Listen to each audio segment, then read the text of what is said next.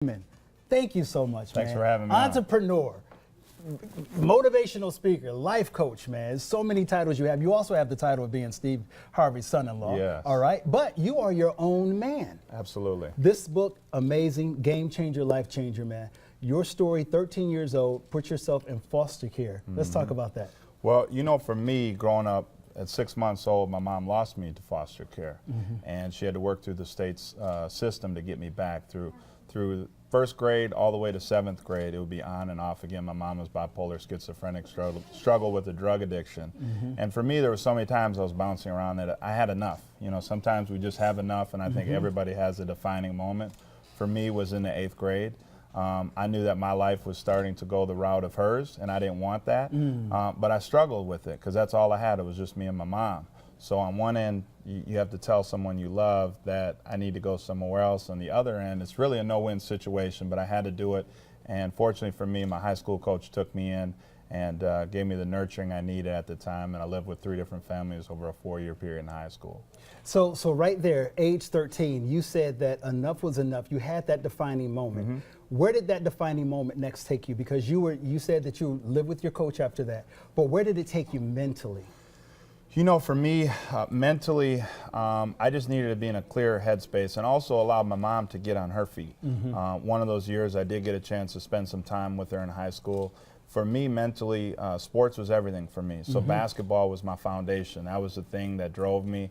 That was something that I looked at every day.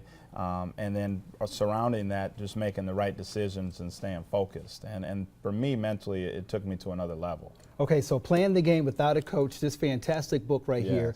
And you talk specifically about the need for mentors. Why is that so important? Well, I wrote this book personally because over the years when I was going through struggling moments, dark days, nights where I just wanted to give up. I think a lot of us, whether we're in corporate America or just in general or in tough situations, we think about giving up. And for me, I wanted to share my story because I think sometimes by sharing your story, it motivates other folks to share their story. And you find your personal healing Exactly. too. And the process took me 7 years to write the book. I would start it, stop at a new chapter, a new thing would happen in my life. And I think for me, I really had to go to the ground basis to really figure myself out and ultimately so that I could share that with the world. And I think, you know, there's so many boys out there that are looking for guidance, looking for a coach. And I think together as a unit, I wanted to create a movement. And together, we can do it. Yeah, and you said it took you 7 years to write this, going back and forth.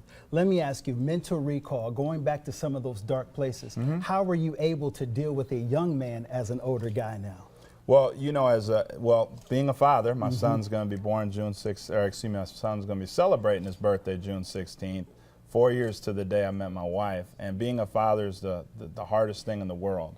And to look back at 13 years old, some of the decisions I made that you can always take back, some of those things that we wish we had time.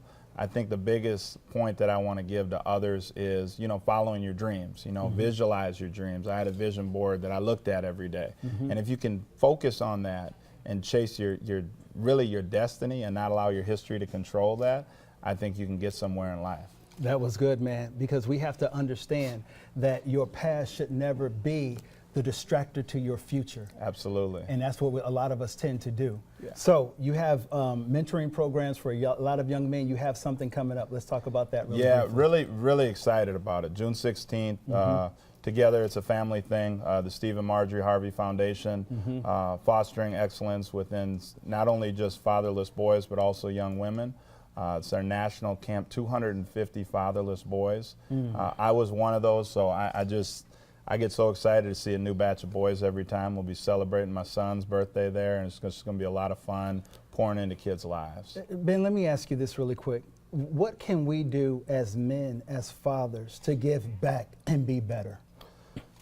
You know, I think probably the biggest thing we can do is really help one another. I always said if I ever got in a position to be able to help someone, I would do it. And I challenge everybody, because if it wasn't for the love and nurturing that other folks took into my life, I wouldn't be here today. I wouldn't be the business owner I am today, traveling across the country.